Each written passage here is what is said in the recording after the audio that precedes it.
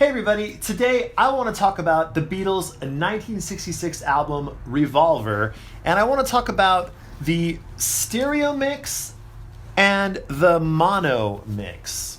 And I have a couple of pressings over here that I'm going to talk about as well. But I wanted to talk about which mix I prefer, and this is actually a very difficult one. Some of the other Beatles albums are a lot easier when you're choosing between the mono and the stereo. For example, obviously, like the earlier albums, for me, it's no contest that the mono with the Beatles over the stereo with the Beatles, stuff like that is a little bit easier. But when it comes to like Revolver and Sgt. Pepper, it gets a little bit more tricky in the sense of just having to pick one mix over the other mix. And of course, I'm only going to be talking about the original 1966 mono mix and 66 stereo mix. I'm not going to be referring to the new Giles Martin mix that just came out this last year from this box set. I will, though, be talking about the mono pressing that's in here of the original 1966 mono mix. I'll be talking about that in this box set, which is why I have it out. But for now, we're just talking about the 66 mono versus the 66 stereo mix. And we're not talking about specific pressings either, although I will be showing you some of these pressings that I like, and maybe I should do that right now. So first off, for the stereo, I have two stereo pressings that I like, and I think this one is probably my favorite. This is a German stereo pressing of Revolver, and I'll show you what this looks like. It's on the blue label, EMI Horzu label. I'm probably saying that wrong, but that's okay. And this is one that this one has a lot of bass, a lot of really nice bass, not like overblown bass like a lot of the modern pressings have overblown bass. This is true bass and just has a lot of great low end, and just overall a very, very, very, very cool pressing of Revolver. I know I say very, very, very cool a lot, by the way, but that's just a phrase I use when I really, really like something.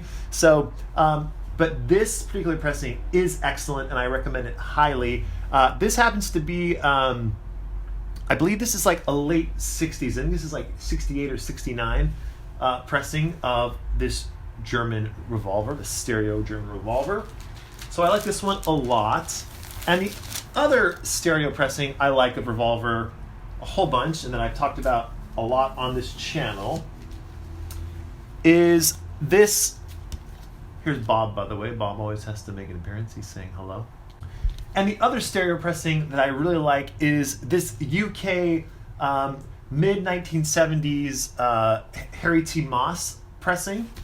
And I think it sounds amazing. And it's, of course, by the way, it goes without saying, of course, that these two stereo pressings, the German and the UK, are obviously a complete analog cut pressing, no digital used at all, and cut from the original master tapes as well, I should say. So this is the Harry T. Moss pressing, and it's on the EMI black and gray label with the two EMI boxes, and these are really pretty easy to find. And the thing you want to look for is in the dead wax, it'll have etched HTM, which stands for Harry T. Moss. And this particular pressing happens to be a -3 on side 1, and I believe it's a -4 on side 2. So this is the one I really like a lot, and it's really easy to find. It sounds great. Doesn't have quite as much bass as the German pressing that I just mentioned, but it's still excellent, and I really, really like it. And for the mono pressings, this is the mono remaster from, I believe, 2014. I always get it confused. I don't know if it was 2012 or 2014 when the mono box set came out. I think it's 14, so I'm going to go with that. But anyway, it's from the mono box set that came out, and it sounds excellent. For a mono, I've compared it to, I have friends who have like pristine original UK mono pressings of Revolver. They've let me borrow it before, and I've compared it with this, and they're so similar, it's ridiculous. And this one, of course, has the unique quality of being a brand new piece of vinyl, and it's just in pristine condition. And so you really can't go wrong with this. These, of course, are getting harder and harder to come by. And then the other mono pressing that I really like comes from this new box set, and I actually think it sounds even a little bit better than the 2014.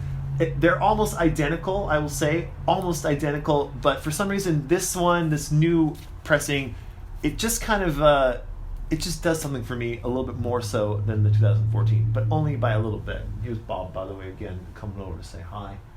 He likes Revolver as well.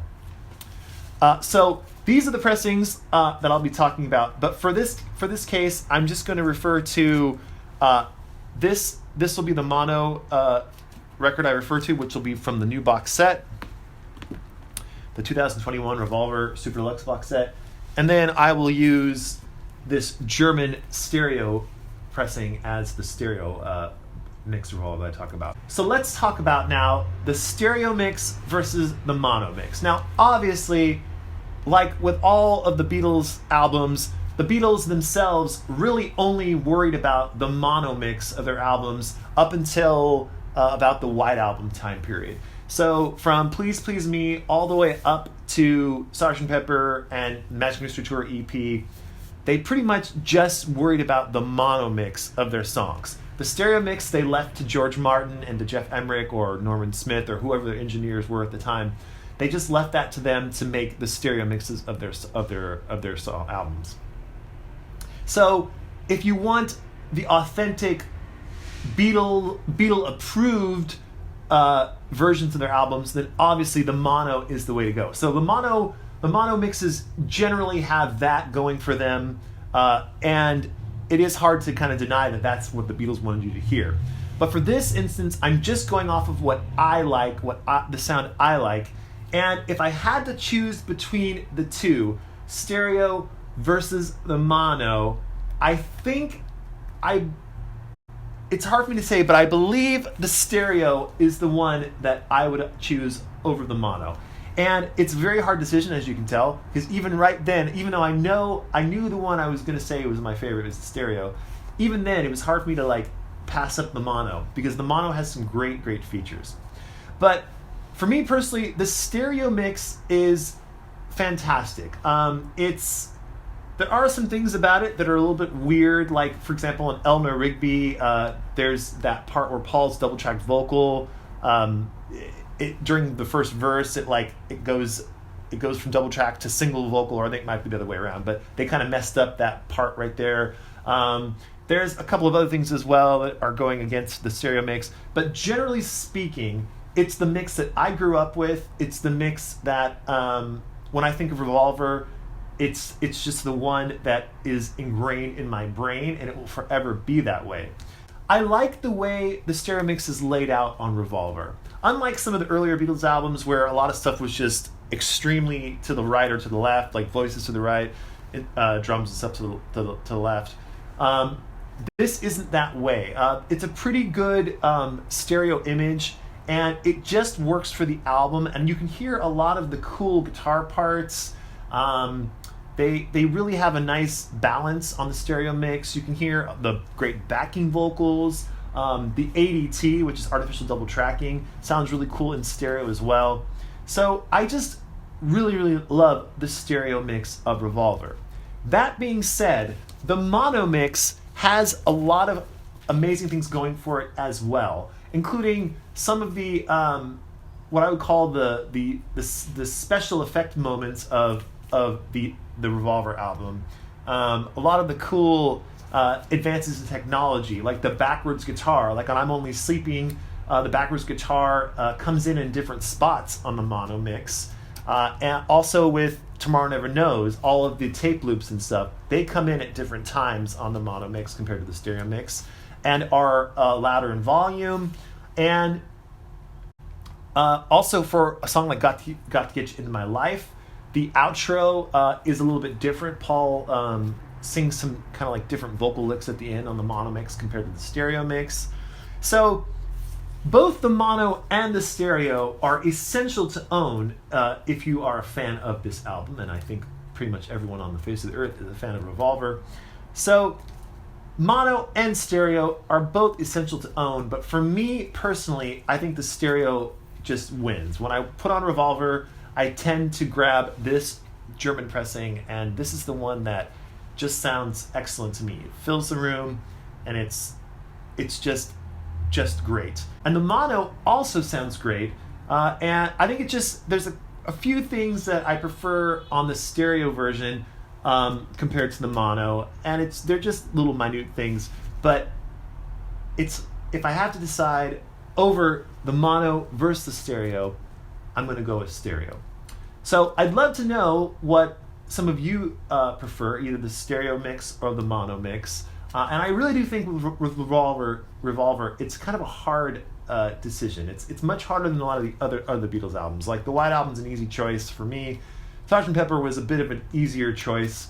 And obviously, like I said, like with the Beatles and Please Please Me.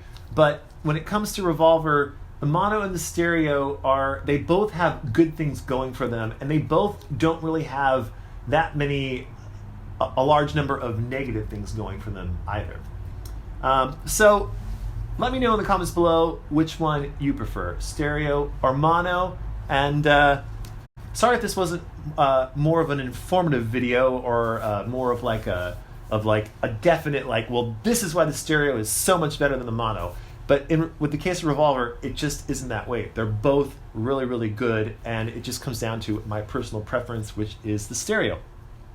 So anyway, that's it for now. Hope you're all doing well. More videos coming, and take care, and bye for now.